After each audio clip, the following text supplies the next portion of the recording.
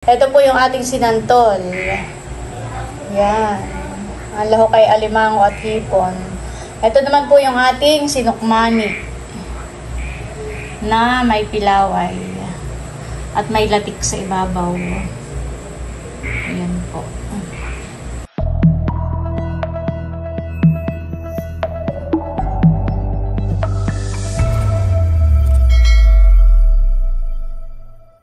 Hello po, magandang umaga po sa inyong lahat. Yan, bali kami po ni Bossing ay narito pa rin sa fish pond. At katatapos lang po naming mamandaw ng mga bubo. Ngayon naman po ay mangunguha kami ng niyog. At plano ko na magluto ng sinantol at saka po ng sinukmani. Dahil yun po ay order sa atin ng ating isa sa ating mga solid subscribers. Bali sila po ay bibisita dito ay nagpapaluto po ng sinantol. Ayan na po yung mga huli po naming alimango, nasa sako.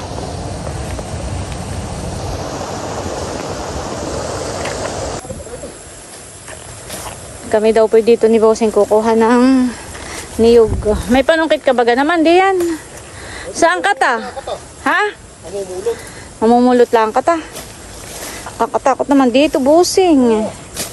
O, dito may sawa. Dapat ay katay makapaglinis na uli dito eh. Kami po ay kumuha ng katawan po ng tagbak. Ito po yun ah. Takot po dito ang ahas. Diyos ko po. Ako'y nangingilo.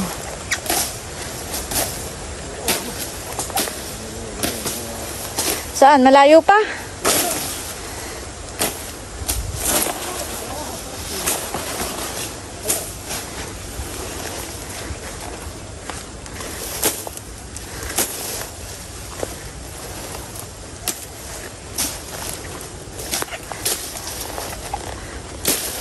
Diyan pala may puso ng saging ay. Ano?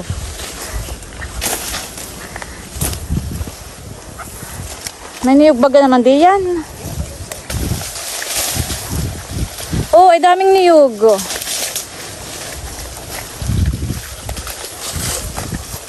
Napakarami pong nalaglag na niyog. Pwede naman iyan, nakalog pa.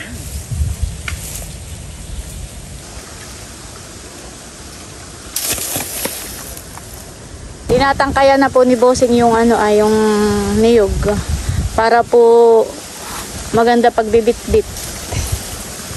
Madali pong dalhin pagka ganito may tangkay.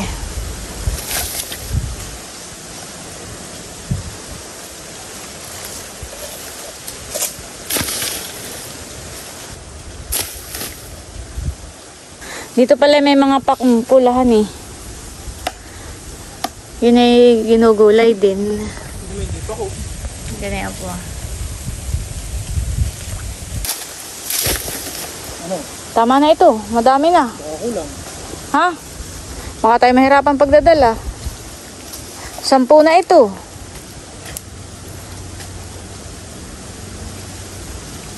Ay ba? Sa likod mo. Para may katuwang iyan.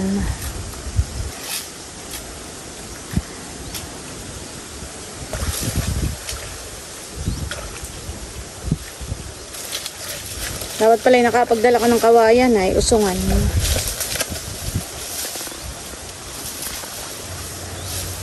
Okay na, pahingi rin ako. Dadala rin. Hagisama ako rito.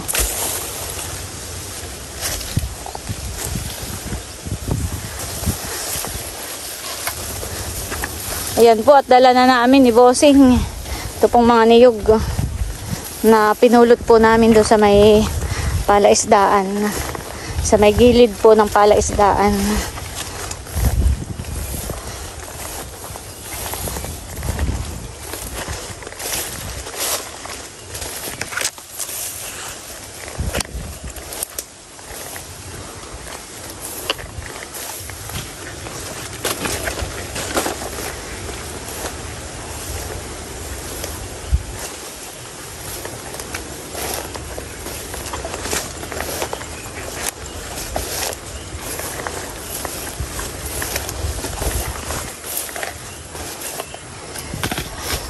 Ito na po yung mga niyog na napulot po namin ni Bossing.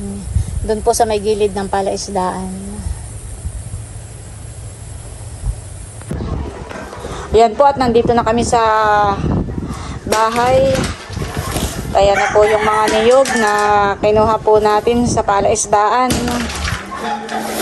Yan po ay tatapasan ni Bossing para makayod na po. At ako po ay magluluto ng sinantol at sinukmani. Ayan po, at magtatapas na po si Bossing ng niyog. Pero ito po hindi lahat. Tatapas lang po ng panggata. Sa sinukmani ay sa akin ay 2 niyog.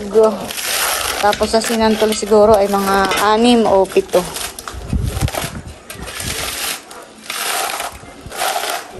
Aba, halos lahat pala. Tapos ay magagata rin po si Milot ng sihi.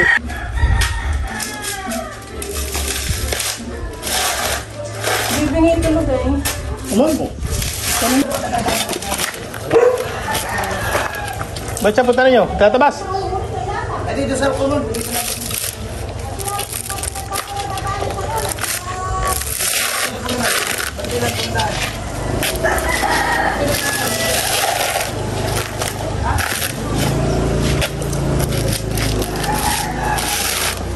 Babaki na.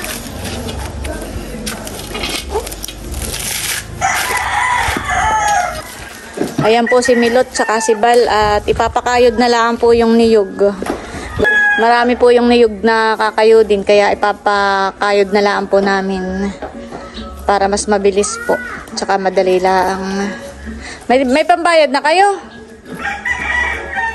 Ayan po, at bali pinapakayod na nga po ni Milot yung niyog. Ako po ay magsasaing na ng malagkit na bigas para makapagluto na po tayo ng sinukmani. Sasabay ko na rin po yung pagpapakulo doon po sa lulutuin kong sinantol. Kaya papakuluan ko na po yung burong santol para po matanggal po yung amoy po niya, yung parang amoy amag. At saka para mas mabilis po siyang mapiga, mas mabilis pong matanggal yung asim po niya. Ayan guys, at bali nahugasan ko na po itong malagkit na bigas. At ito po yung atin ang isasain. Lalagyan po natin ng dahon po ng pandan. Sa pagsasaing po ng malagkit na bigas ay hindi po kailangang malambot. Ayan po, at habang nagsasaing na ako nitong ating malagkit na bigas, ay ako po'y magpapakulo na rin itong aking lulutuing pang sinantol. Pakukuluan po natin para matanggal po yung lasang amag o kaya lasang asim. Yan. A few minutes later. Yan po, at kuluan na po itong santol.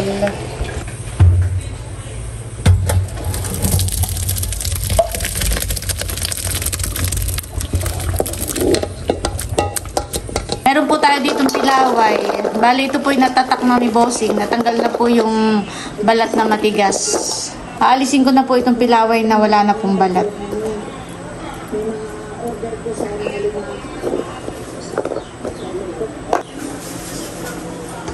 Lalagyan ko po ng mainit na tubig. Nabasa ko po sa comment ay para daw po madaling tanggalan ng balat. Yan, salamat po sa mga nag-comment. Nagkaroon po tayo ng dagdag kaalaman.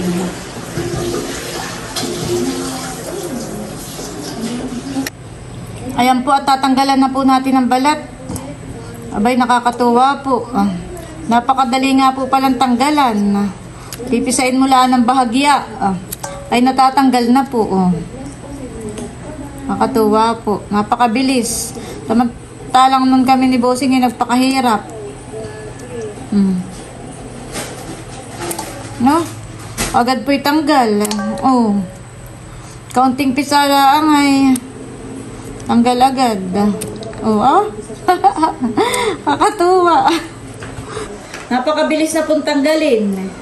Samantalang nung kami ni Bossing ay kami nagpakahirap-hirap nung kami nasa kubo. Yan, salamat po sa mga nag-comment. Malaking tulong po. dagdag kaalaman na ganito lang po palang gagawain para napakabilis po. Kaunting pisala ako agad po tanggal po ang balat. Yung kulay brown. Ayan po, at ito na lahat yung nabalatan po natin na pilaway. Yan. Ito po ilalahok natin sa sinukmani. Yan po, at atin na pong huhugasan tong santol at pipigain po natin. Ito po ay uulitin natin ng mga 3 beses para matanggal po yung asin po niya tsaka po yung alat. Ayan guys, at bali ginagata na po ni Bossing yung niyog. Si Bossing na lang po yung pinaggatakot, talaga naman pong pigang-piga. Para yung katas po talaga makuha lahat. Talagang pwersahan po. Dapat niya ilabit mo rito yan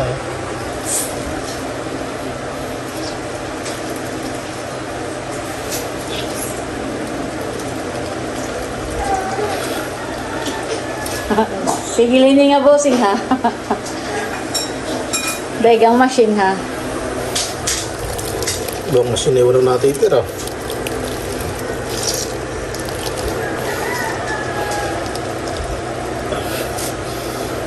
Yan po, at bali ito na po yung gata. Ito po yung pangalawang gata. Tapos ito yung kakang gata. Ayan. At ito naman po yung ingredients na isasahog po natin sa ating sinukmani. Bali, mag-umpisa na tayo magluto ng sinukmani. Luto na rin po itong ating sinaing na malagkit.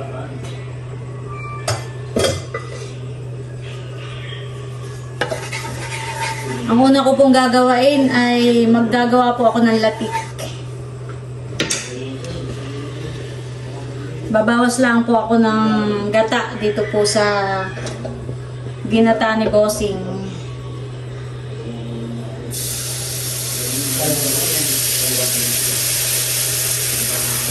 Ayan, konti lang po.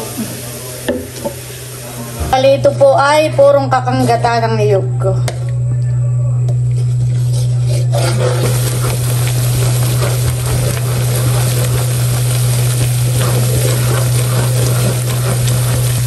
Lagyan lang po natin ng kaunting sugar para po may lasa po yung latik.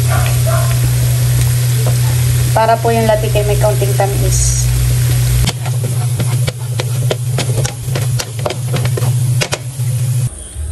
Ayan guys, at ito na po yung ating latik.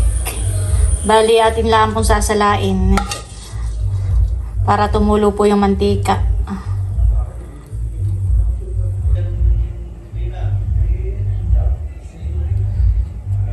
Ayan po, at magsusunog po tayo ng kaunting asukal. Pampakulay po dun sa ating sinukmani.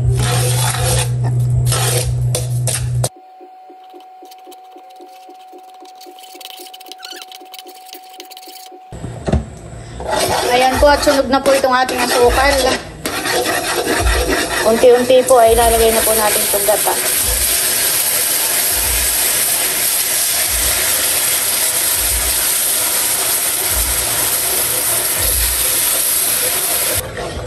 Lalagay na rin po natin yung ating brown sugar.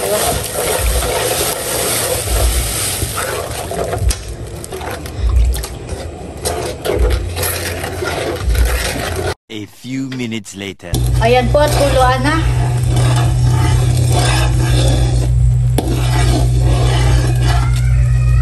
Ito po, palalaputin pa po natin ang gata. Matabraw pa po siya. Dapat po pag-angat nitong sandok ay medyo maganit na. Yung parang lumalaban na po. Ay malambot pa po siya. Kaya hindi pa po pwedeng ilagay yung malagkit na bigas. Lalagyan din po natin ng star margarine. Halo-haloin lang po natin at mamaya po yan ay tunaw na. Itong star margarine. A few minutes later. Ayan guys, pwede na po ilagay yung malagkit na bigas. At malapot na po ito. Maganit na po.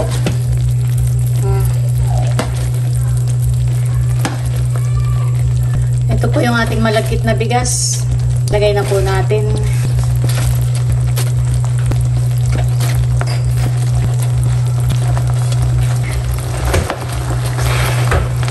Ayan, at ito po yung ating hahaluin maigi.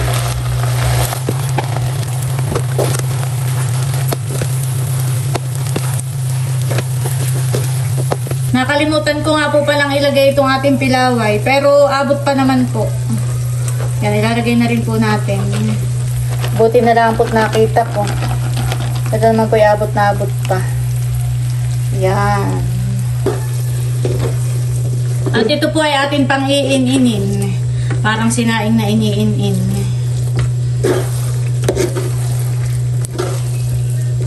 A few minutes later. Ayan guys. At okay na po ito. Nainin na po natin. Ito po ay liligat pa mamaya kapag ka lumamig.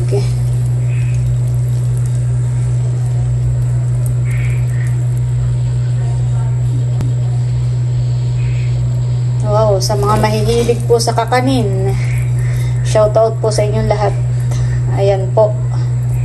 Luto na ang ating sinukmani na may pilaway. Ayan guys, at eto na po yung ating latik na ginawa kanina. Bali, lalagyan po natin sa ibabaw. Ito pong ating pong sinukmani. Yan.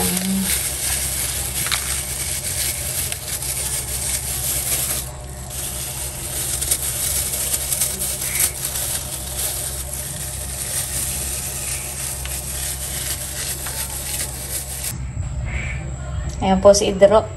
Nagluluto. Anong niluluto mo, baby ko? Alimango po. Sweet chili crabs. Ayan. Patingin nga ng iyong niluluto.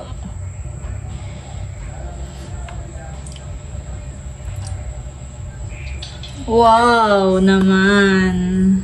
Looks yummy. Ayan po. Ito po yung ating sinukmani. Wow. Na may latik sa ibabaw. Yan po, at bali magluluto na rin po ako ng sinantol, at ito po ang sahog natin, alimango. Malaki po ang ating sahog na alimango. Yan.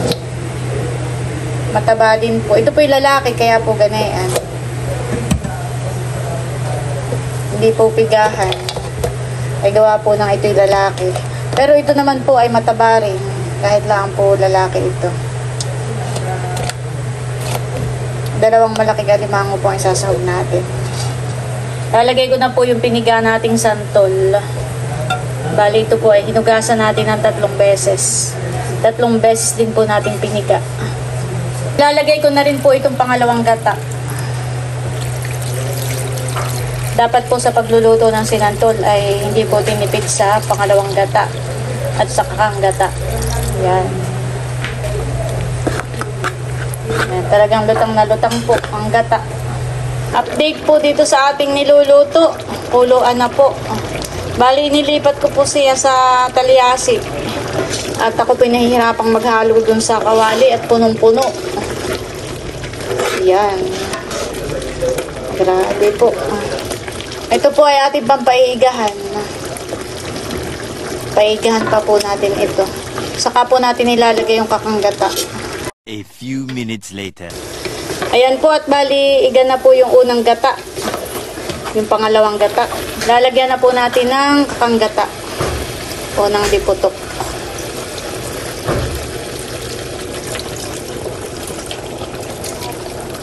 Yan. Talagang hindi po tinipid sa gata. Yung pong gata ang isa sa nagpapasarap po ng ating sinantol. Para po siya ay malinamnam. Ilalagay na rin po natin itong hipon. Yan. Lalagyan ko rin po ng isang sardinas. Ito po ay paigahan din po natin hanggang sa parang nagmamanti-mantika na po. Hahalo-haloin lang po natin para po hindi magtutong yung ilalim. Ito naman po ay kompleto ricado na. Meron ng tanglad, usalay, may paminta, bawang, luya, asin, at may sahog na rin po itong pampalasa. Yan po, bali ito pong ating sinantol ay ito'y paluto po nila. Dati po nung sina White ay lumuwas ay ako po'y may padala sa kanilang sinantol. Parang pinatikim ko lang po sa isang tupperware na maliit. Abay, nasarapan po. Kaya ngayon po ay nagpapaluto po sa atin.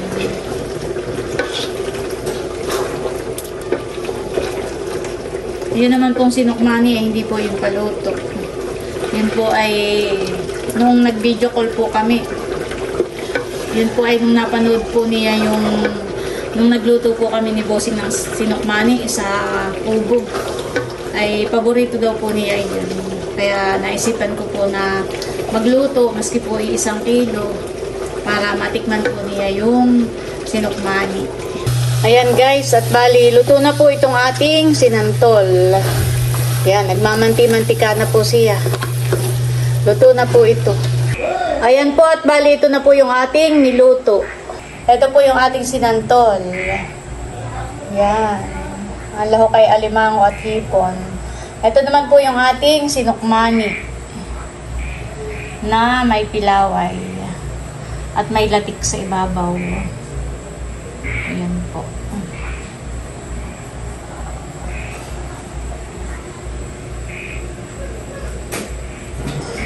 Ayan po, at bali nakapagluto na nga tayo ng sinukmani at saka po ng sinantol para po sa ating parating na bisita. Yan, at bali hanggang dito na lamang muna po ulit itong aking vlog, at muli maraming salamat po ulit sa inyong lahat sa walang sawang pagsuporta at panonood. Mag-ingat po tayo palagi at God bless po sa inyong lahat. Bye-bye!